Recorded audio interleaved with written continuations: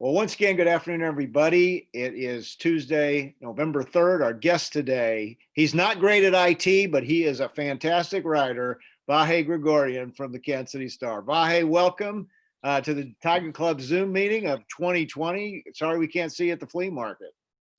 Yeah, me too. I want to say, before I say anything else, that I did get to the flea market 1 week for some lunch outdoors, and it was a day much like this, and I still highly recommend it if you guys can get out of the house and feel comfortable doing it. A little outdoor meal at the flea market still is a good deal. Well, Casey's best burgers, no doubt. So anyway, how's your life these days in the pandemic? Are you going to most of the games? I've been following your columns. I didn't know if they were in person or you're watching from afar. Yeah, it's been really interesting. So, I've been at this racket since about 1988, and the Chiefs opener was the first time in 32 years or so in this that I wrote explicitly about a game I wasn't at attendance on. And it was really disorienting, and in all candor, feels a little inauthentic. But because of COVID situation, we've had a limited number of media overall that can go and a limited number with the Star. So we've tried to rotate in. And the access points, this is sort of the oddity of all of it. The access points are precisely the same whether you're at the game or not. Your observations are different. You certainly can see things in the panoramic that you wouldn't, because otherwise you're watching what TV wants you to see or what TV reacts to. But what happens is after every game, we get the same 4 people or 5 people on a Zoom call that everybody else gets. So on one hand, it's quite tidy and efficient. On the other hand, it really stifles some creativity, I'd say. I mean, you can't, I guess normally among the 5 of us that cover the Chiefs as a group usually, we will probably talk to 12 or 15 players after the game. And a handful of those will be one-on-one. So the difference between that and 4 things that 75 people are on a Zoom call getting is just pretty different. And the whole dynamic is different. So we adjust, and it's not a nightmare. I mean, it is efficient, but it's one of those things that's just sort of like, okay, this is what we're confronted with. Let's do the best we can with what we have. And one last point on this ramble, Mark, is that the odd thing is I went to Arrowhead Sunday, sort of our rotation played out that way. That was the first time I'd been at Arrowhead for a game since the AFC Championship game.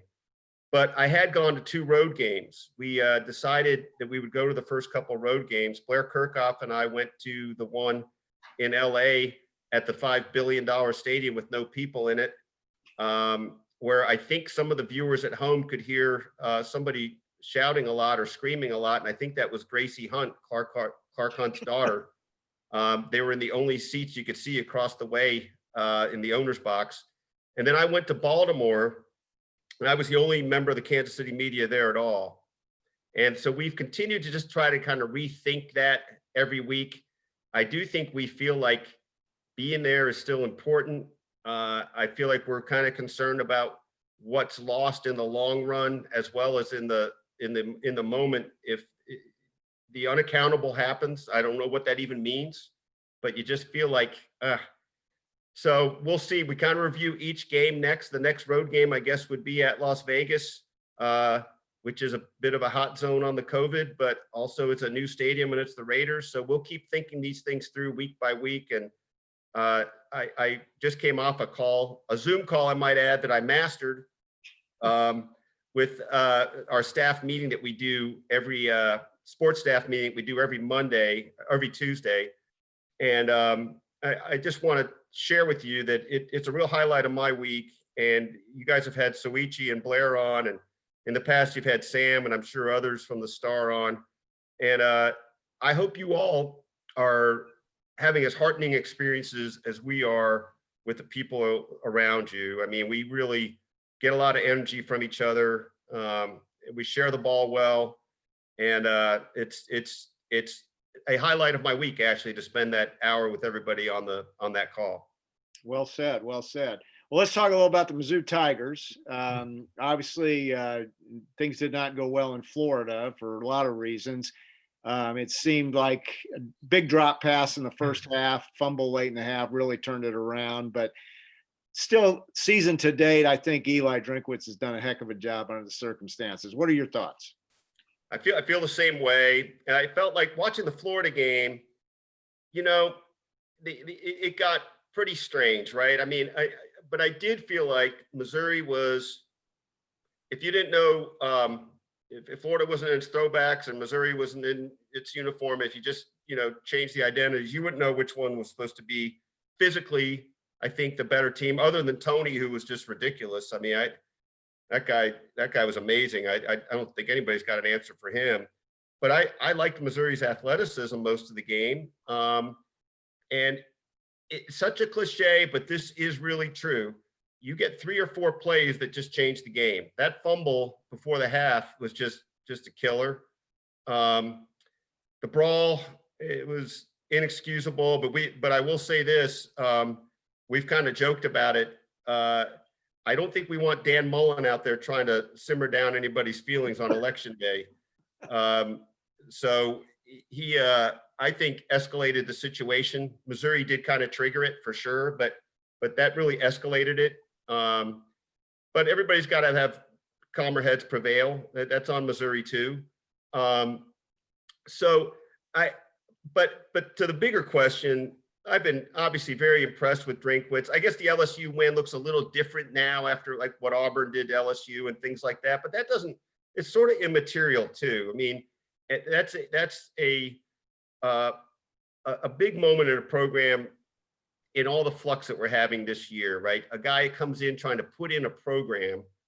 Then there's a pandemic and all these things happen, right? Opt-outs and schedule shuffling. And he described it really well after the game, after the LSU game, all that it took to get there. And I bring that up to say, not that Missouri is, really contending with that many other things or any other things than anybody else is, but just the ability to galvanize this group in this situation, I think speaks to coaching. I think it speaks to a presence and ability to communicate that is really important. And he's certainly been impressive. It sounds like he's really connected with a certain charisma with fans, with you guys. He's pretty interesting to, I've watched a number of his news conferences now. I just try to get a feel for him. He's pretty animated and colorful and fills the notebook. He's got a little snark, which, I think is okay. But it's pretty effective, his whole persona. And he feels kind of large, right? Like a guy who's got it going on. Again, like tell our viewers, if you want to ask Vahe a question, just submit it to your chat feature. And after he and I finish discussing, we will forward them on to him. Tigers play Georgia in 2 weeks. And then that's obviously going to be a very tough game. But then the last 4 games, our games that are certainly winnable, I think. I'd go into a 5-5 record in this year with everything that's happened with a new coach. We didn't have spring practice. I think that would be a really, really outstanding year. I think so too. And I think the other thing though is, and this happens all the time, I think we'll measure it in the record itself, but I think this year is a particularly pertinent year to measure it in what you see and how they play, right? What they're about, how the offense continues to develop or not develop, what the heart of the team is. But I think you're right. I think you'd feel pretty okay about a 5-5, and maybe Fantasy Island you can think about a 6-4. I don't know. But I do feel like this. I still believe every game takes on its own personality. I think they are psychologically in a place where they expect to compete already. I like that. And I think the biggest thing we'll take out of this year though is, as we will with a lot of sport. I think we felt this way about baseball, and I think college football, particularly, the building block that it is, right? The path to the future that it is, maybe a little more than the season itself, because the season itself is pretty out of whack. NFL doesn't really feel like that because they've basically been able to preserve the status quo, with an asterisk, because here I am normalizing games in empty stadiums, but it is still different. At least the schedule has been, the integrity of the schedule has been pretty well preserved in the NFL. Some shifting, but the college is just all over the map, and some conferences weren't even going to play, and then they start playing. So the whole schematic of the college thing is, to me, it's like this is a stepping stone season overall. And so Missouri season is about development. I mean, it's still about trying to win, but it's really about development and what traction Missouri gets toward the future. And you have to like what you've seen so far. I definitely think we're on the right path. I want to talk to you about a couple columns you've written yesterday. In fact, today you wrote one on Billy Tubbs, who passed away over the weekend. And as much as it infuriated me at the time, I just can't help but laughing in 1989 when he got on the PA and got the technical foul. So, but you really wrote a nice piece, and Billy was the enemy to Mizzou fans, but it was hard not to laugh at the guy. He brought a lot of color to college basketball. Yeah, he sure did. And I tell you what, he could really make you bristle, right? I mean, he could be so provocative and kind of infuriating. And you're right, it's just outlandish. And there was something about that moment in Norman in '89 that really kind of brought it all together, especially for the Missouri fan. And yet, it also spoke to kind of his broader identity, like tell it like it is. Like the one thing he really resented was anything that was less than candid or real or sincere. And it's funny. I like working on stories like that. I'd hoped to reach Norm, and I couldn't reach him yesterday. I was lucky enough to speak to him about Billy a few years ago, but it made me sort of revisit a lot of the history that I enjoyed getting to cover. And most of you guys, and starting with you, of course, Mark, can well remember the sheer fun, really, and sort of wackiness of that time in the Big Eight with Norm and Billy and Johnny Orr and even Danny Nee, and you could never really quite tell if these guys really hated each other or if they were somewhere in between, right? There was a certain contempt on the court, and they would still go have meals together. Roy and Norm was interesting, right? I mean, there was a lot of stuff there that feels I wouldn't say it feels robotic today, right? I mean, coaches have personalities, but there's a different kind of I don't know, filter at some point that kicks in, and these guys aren't really quite going at it with each other the way we once saw. No, it is different. I really miss the personalities, and you cited several of them, Roy and Johnny Orr. What a character he was. So remember the time that Steve Stepanovich bounced the ball off Lefty Moore's head, and Johnny ran out on the court. So anyway, another column you wrote, Drew Lock, right before the Broncos game. And I hate rooting against the kid. I'm glad the Chiefs won. He had a tough day, but I thought you wrote a really nice piece about him. How was he as an interview? And since he's left Mizzou, has he changed? No, he hasn't changed. He's terrific. And by saying he hasn't changed, I don't mean he hasn't matured or grown up, but you know what I mean? I think just the essence of his personality kind of remains. And Drew, not quite in the Billy Tubbs category, but Drew's definitely a tell it like it is kind of guy. And I'll tell you what, I give him a lot of credit and appreciation, because it really makes a difference in how you can write about him, for being a guy to honestly address the question of, growing up in Chiefs territory and now being the Broncos quarterback. There are plenty of people that would embrace the safe path there and just say, yeah, we went over that last year and I'm not talking about it, and just be generic and get it behind them. But Drew was happy to sort of take it up a notch and into this whole Darth Vader thing, and it was fun. But it was fun because it was real, and I think that's the thing that's kind of just really cool about Drew to this day, and I appreciate him. I sort of, oops, we got the cat. I guess it's a tiger. This is Bruce Springsteen, the cat. Hey, Bruce. I really I wanted to see him do better that game. I wanted it to be a better game for him, and better for Kansas City to see the Chiefs still win. I just wanted to see a little more, but his arc is going to be a little different than Patrick Mahomes' arc. Another column you wrote last week was about Travis Kelce, which I thought was really good, and how he's matured. And then he had a knucklehead penalty on Sunday after you were saying his praises, which could have been, it gave the Jets pretty good field position going into the halftime.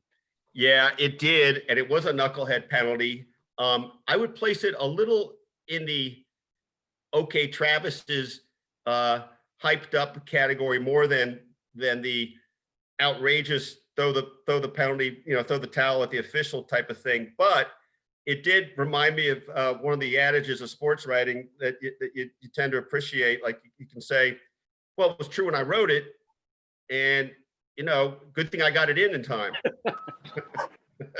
Yeah. Column you wrote after the game about the pass from Tommy Townsend. I don't know if many people remember this out there, but when Missouri beat Florida 2 years ago, he got 2 personal foul penalties. I can't think of a punter getting 1 personal foul penalty. He had 2 in the same game. I was reminded of that this week. Well, it's funny, and maybe this is more of how the sausage is made than anybody cares about, but it is interesting. I saw a question pop up that maybe we can address more later, but the nature of our changing deadline situation is such that even for a noon game on a Sunday, we are on high alert to try to figure out angles early in games, just so you can get a chance to research and have a little running jump at it. So our deadline for the paper on Sunday was 4 o'clock, and that game ended at whatever 3-ish, and we got done with the interviews at 3:45. So unless you've got a little hamburger helper going and kind of have a notion of what you want to write, you have no prayer of making 4 o'clock. So I got interested in Tommy Townsend, and I think what really got me interested in was something that I ended up not having the right way to use, which was those personal fouls. I had kind of looked up some history on him, and I was like, this is a different kind of punter. And so anyway, long story short, got interested in him and sort of just came to think that play it was kind of interesting in how it unfolded and how it affected the game. I think the Chiefs still win big, but we try to find different things to write about, and we've always got 5 guys at least talking about who's writing what. And I thought I saw a chance to write something that wasn't Mahomes, so I thought I'd go with that. And thank goodness, one other how the sausage is made thing. Sometimes this works out, sometimes it doesn't.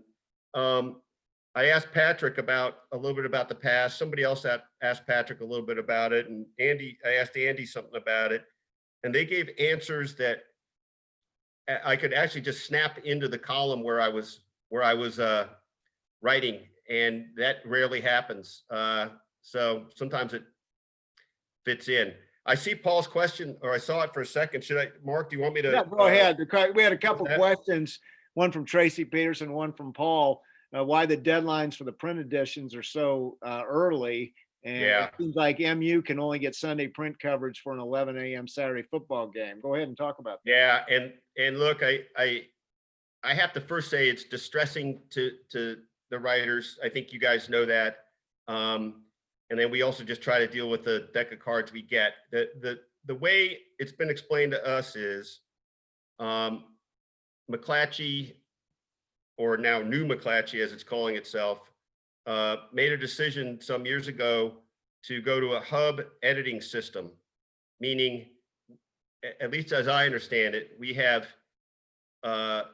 X amount of editors for 7 papers overall, as opposed to, when I got into the business, 5 people seeing everything you write before it goes on to the real editors. I mean, it's just changed to reflect the economics of the time and in a business that's fighting.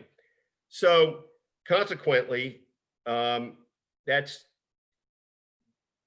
the way they've gone about it has been to say, well, we've got to move all these deadlines to earlier in the day. In all candor, I don't understand why that really helps us. I do understand that somewhere along the line, people that know a lot more about it than me have determined that this is a way to preserve jobs and save money. That's all I really understand about it. And I'm sorry, it's not a better specific explanation. It's just what's been passed down to us. So I hate it. It's very frustrating. I will say, at least I've been pleased that for Chiefs games, what we've done is typically they've held, even for night games, held the deadline for 45 minutes after the game ends. It's still not, it's nowhere near ideal. And you get in a little of this no man's land where, you're writing the story as the press conference is going on, and it's, you caught between two worlds. There was a day where you wrote for the early edition, and then you just stepped back and either started from scratch or redid it. And to some degree, the idea of having the online presence provides that too, but it's different than getting in the next day's paper. And then we usually have a 45-minute sports beat live thing afterwards too. So I know it's not a very satisfying answer. I wish actually that we would just explicitly say it in the paper every day, because it does seem that the future is understood to be trying to get subscriptions online. That seems to be what the future is. But I do feel concerned about the broader brand when we do things like that. And I just think with a little more directness, we could engage readers in that with us a little better. Back to the Chiefs, you've had a lot of occasions to talk to Patrick Mahomes. This kid seems too good to be true. I mean, he is just an unbelievable athlete, but he always seems to say the right things. He's socially conscious. He just seems well grounded. The moment's never too big for him. You talk to him a lot. Am I hitting it on the head there? Is he for real? Yeah, I believe he really is. And, for a couple of reasons. I mean, by now we've got, this is no longer a small sample size of how he behaves, right? I mean, we've had a couple of, almost, this is his fourth season, right? Right. He said two. So, and as Patrick likes to say, 25-year-old Patrick likes to refer back to young Patrick, maybe not being as mature as he is now, but the truth is he's always been mature in our time with him. And so we see it demonstrated in his behavior over and over. We see it in his willingness to say things like, I'm here to try to make humanity better. And I get that some people don't like him getting involved in what might be perceived as politics. I tend to see it as human relations and using the platform as a constructive thing that he can wield. But the other thing too, I guess I feel stronger about it also because I've had the chance to go to his hometown and spend time with everybody from his 7th grade English teacher to his longtime strength coach. And everything points to that this has always been how he's been, right? That he was the guy in 7th grade English that the teacher loved having come in the room because he was never arrogant and he was trying to make sure everybody was included. He was the guy in 5th grade softball who made sure everybody got picked, or all these kinds of things. I don't think softball was the right thing there, but baseball, I think. So, and by the way, 7th grade English teacher, she texts me like every game now, just, talking about it, how special it is. And I'll tell you a kind of sweet story about Patrick. This will, I think, say a lot about him.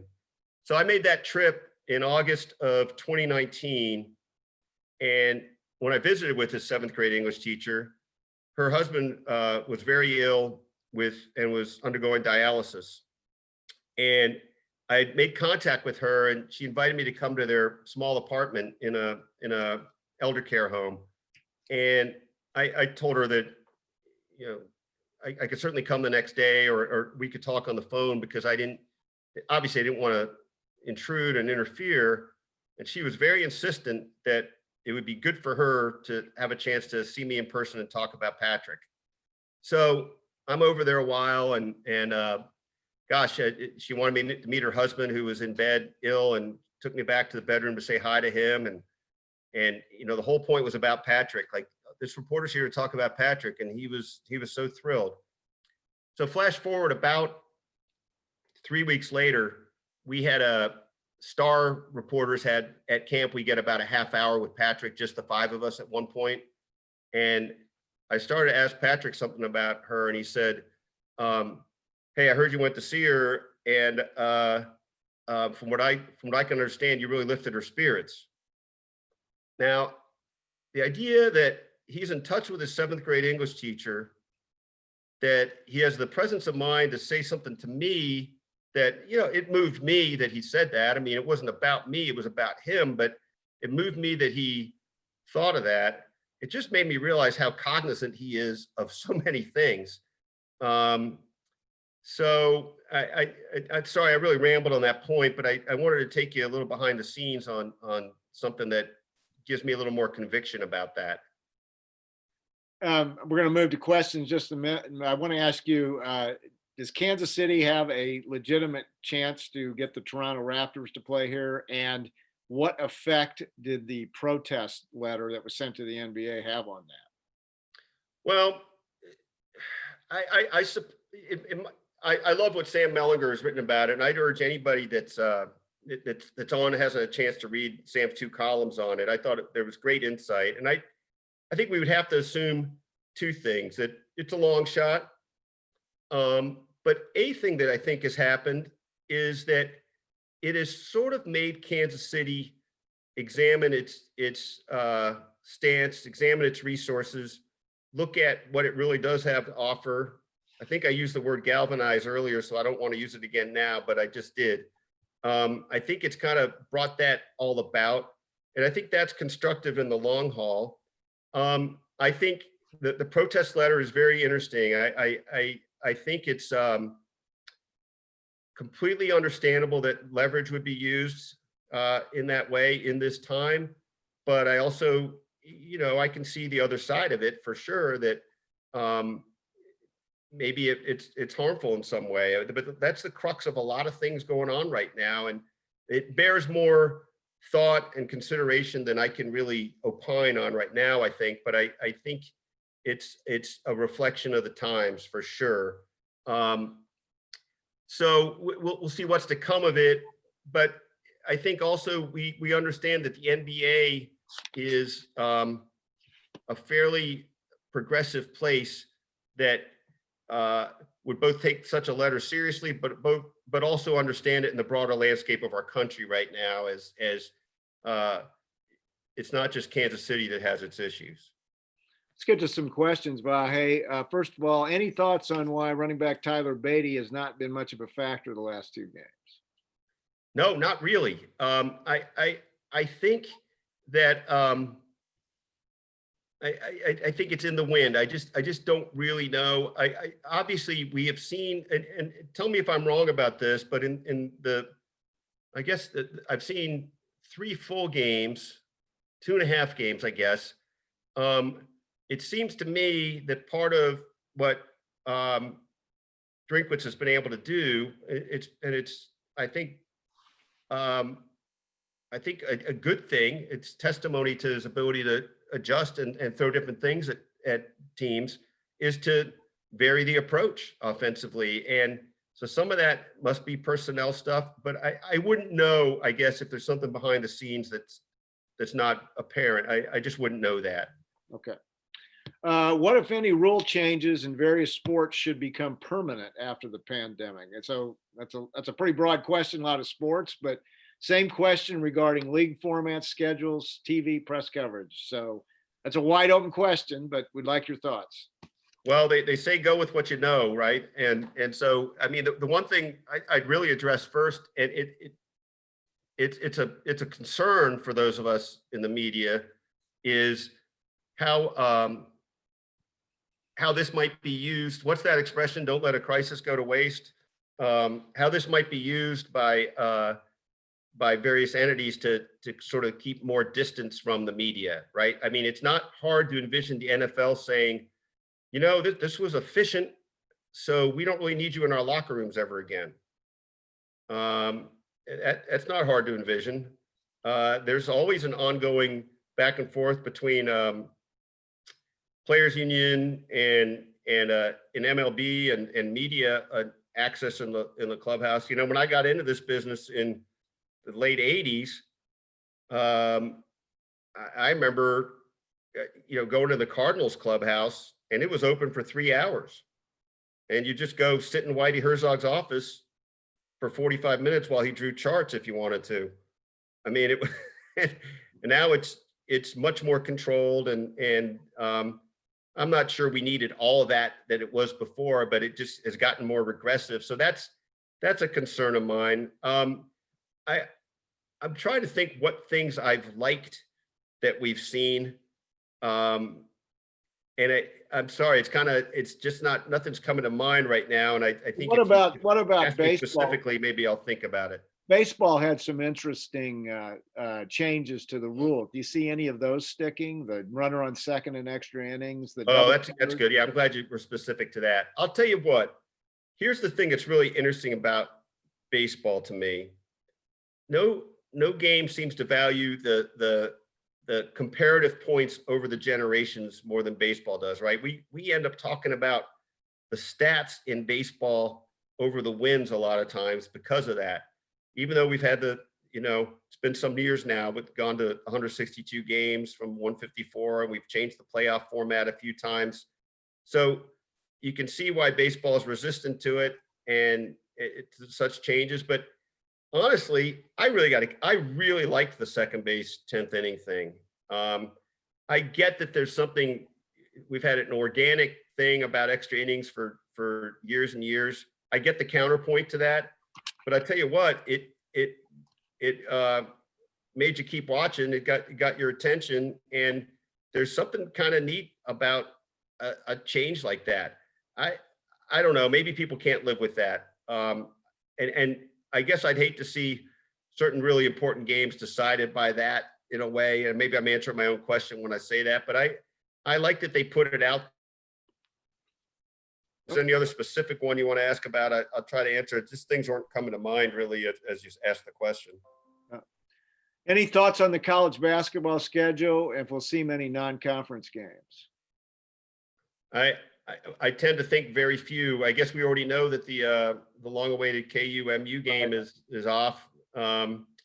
So I just don't know. And what I'm interested to see is how much they'll be able to preserve that makes you feel like it's as authentic as usual. You know, I keep using that word authentic about these seasons, and I want to be careful about this.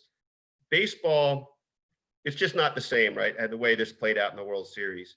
On the other hand, I certainly think you can make a case that the road travel to get there was a challenge unlike any other in these weird times. And it's a different kind of worthiness of champion, but I don't want to dismiss the worthiness of it. And so I think we may struggle with that in the years to come over how to characterize who won what, how in this year and what it means. But I hate to be dismissive of that, because it was an arduous task, just in a different way. This question relates to your time in St. Louis. Fans in St. Louis really dislike Stan Kroenke for moving the Rams to LA. What were your impressions of him when you were in St. Louis, and is he still a Mizzou booster? You know, that's an interesting question. I don't know how much he still gives to Missouri. I think this is how this played out with Stan Kroenke, by my recollection, and bear in mind some of this happened once I was over here, but you know, he came in as Silent Stan, right? That was the nickname. Wouldn't talk to anybody in the media, and really was kind of this mysterious figure. Once in a while would show up and consent to interviews, and then by the time he left, by the time he took the Rams back, all the stuff, it was one thing to leave, but there was really a message communicated about the unworthiness of St. Louis and how St. Louis was a bad spot for this. And I think there would still be a certain rancor and anger towards him, no matter what. But there was a really ugly, sort of gratuitous nature to what they did, and certainly reason to think that that this plan was in place for a long time, and it almost makes you think about the movie Major League, right? The way it played out. So I certainly understand the resentment, and I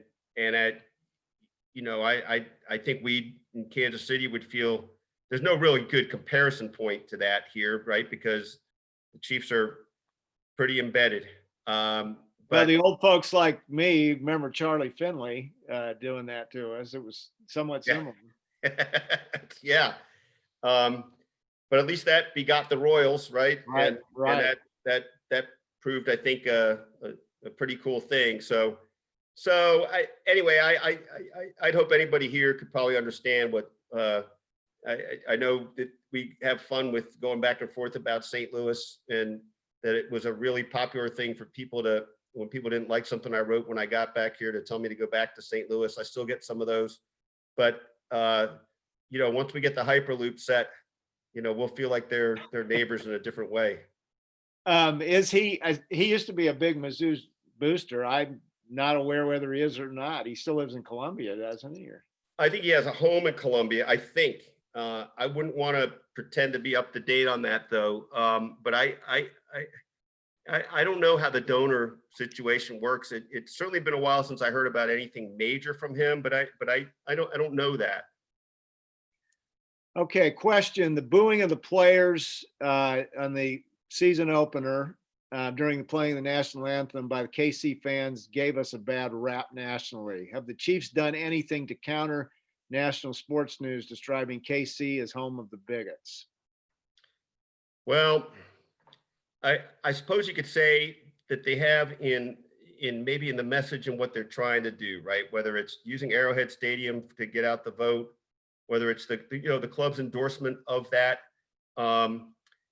Obviously, the players themselves, I think, have handled this really well. I wondered what might happen if that persisted after that opener.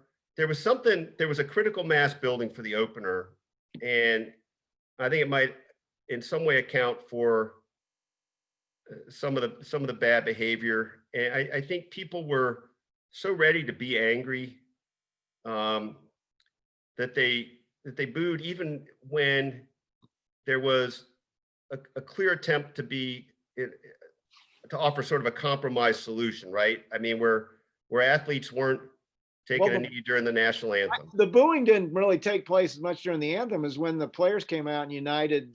Correct. Field, exactly. I didn't understand. That's right. And that's what I mean. I think that it was a little bit of a tinderbox, or whatever the term would be, that people were ready to do that. Now, I think it's also really important to say this, and I tried to say this in the column I wrote that night. We got video from 5, 6, 7 different angles, and the next day, this video came out of a guy bragging about why he and his friends were doing it, all this and that. But I tried to make this point in the column. This was not, a unanimous thing or even a majority thing. It was a vocal pocket or two, but it was enough to make you say, okay, they are booing during a show of unity. And I just thought it was really thoughtless. But I think it's just our country right now. There are people that think that way, and then there are many more good people. And it was an ugly moment. It'll be interesting to think over time how much people refer back to that, but also over time, how much it made other people link arms and say, we're not going to let that be the prevailing voice here. We're going to be heard. And so I don't think, maybe I'm wrong, but I live here. I mean, I don't feel like I'm picking up a lot of Kansas City's awful because of that moment thing. I just think people recognize it was an ugly moment from some nasty people. Any idea what to expect from Conzo Martin and this year's edition of Mizzou basketball? I thought about that before I came on, and I realized, no, I really don't. I remain a sort of a devout Conzo guy on every level. I feel a little mystified why it hasn't gone better. I think they've got some nice parts and pieces, but I don't really know what to expect. I just hope that I hope it's something that inspires fans to feel good about it and to start feeling like, okay, there's an identity here that we believe in. I think you guys could tell me better than I could say, but my sense is that people are still hopeful and intrigued by Conzo, and people think highly of him, but I'm sure people want to see more. That would, I guess, be my read on it. I'd like to ask you about the Royals, what you can take away from this season. It looks like the young pitchers are starting to come around, but they've got to get some offense. And what can you tell from 60 games? Yeah, what can you tell? Well, I do think this, and it's easy to overstate this kind of thing. And Sam Mellinger has offered me wise words on this all the time, offered it in print too, about, the manager's role is the most easily overstated, right? But I do think that what I saw in spring training before COVID hit was an ability for Mike Matheny to get their attention in ways that Ned probably no longer would or could, and it's just a totally different kind of communication, where he's really. I'm not sure the parallel always works with how Mike is with us versus how Mike is with his players. I don't think that was true with Ned, and Ned was much more cantankerous with us than I think he was with players. But Mike's eloquence and patience and really, I think, remarkable intelligence all kind of come together in dealing with us. And I believe that to be the same persona that he has with the players. And, I look at Whit Merrifield typically as sort of the best indicator of how the broader room is feeling. And I had both public and some private talks with Whit down there that absolutely made it clear to me that he was all in on Matheny, and that was a shared feeling. So I don't know if that's the thing to come out of 60 games, but I felt like we come out of the season with some of the same questions we had going in, which when I think of that, I really think about Mondesi. I think that Mondesi in a lot of ways is the hinge of the future. I mean, I'm sort of sorry to put that on him, but on the other hand, I remember after Patrick's first full season as a starter for the Chiefs, Dayton Moore making the point that he was trying to explain to Mondesi that, look, you are that sort of talent. You can have that kind of influence on this team, and nationally for that matter. And I think that's been hard for Mondesi. I think his temperament is a question on how he's able to see himself in that role. Obviously the talent's there. So yeah, they need some more offense. You had to be pleased with some of the pitching developments. I think everybody, I'm not sure I can speak for others, but I always wanted to make sure I was watching when Brady Singer was pitching. Mm-hmm. And he was kind of all that. And so we'll see. I think there's reason to feel better about them now than we did going into this season, but I don't know that we can feel like they're going to have imminent contention. 2021 is going to be a really, I think, great year to follow them, though. I say that every year though, right? You, in your last answer, you mentioned about Ned being cantankerous to the president. I think it was you who wrote one time how Ned would answer every question starting off no, as opposed to Patrick Mahomes, who starts off every answer yes. I do. I think that made for a whole column, and it really did hit me because I think Patrick will still do this. Listen for it. Maybe next time you hear a does. press I conference. listened to his post game the other day. Yeah. First thing is, yeah. And so I ended up talking to somebody. Somebody emailed me. He was like a K-State playwright or something. Emailed me and told me about how this whole dynamic in theater where that invites you in. And that's how Patrick is. He invites you in, and Ned kind of swats you away first. We sort of joke that Ned was the guy that he when the ball goes up in the air, he's going to get the rebound, swing the elbows a few times, get himself some space, and then he'll answer your question. Vahe, you are a great writer. We are very lucky in Kansas City to have had the sports columnists we've had dating back to Joe Posnanski, Jason Whitlock. And 2 weeks, we'll have Sam Mellinger on here. So we're really lucky. Keep up the great work. And thank you so much for your time today. Really appreciate it. Great pleasure as always. So glad to be with you guys. And thanks for keeping this as active and vibrant as you do. It's a Kansas City institution. Glad to get to be part of it. Well, we look forward to sharing those hamburgers again soon, I hope. So have a great day. Hey, everybody. Again, next week, Howard Richards we will have as our guest on our Zoom call, and Sam Mellinger on the 17th, and the voice of the Tigers, Mike Kelly, on the 24th. Again, we have tickets available and parking passes for the Georgia game, which is not this Saturday, but following Saturday. And if you're interested, send an email to president@kctigerclub.com. Again, we ask you to please spread the word about our Zoom calls and our membership. And if you need more information, log into kctigerclub.com. Happy Election Day, everybody. Have a great week.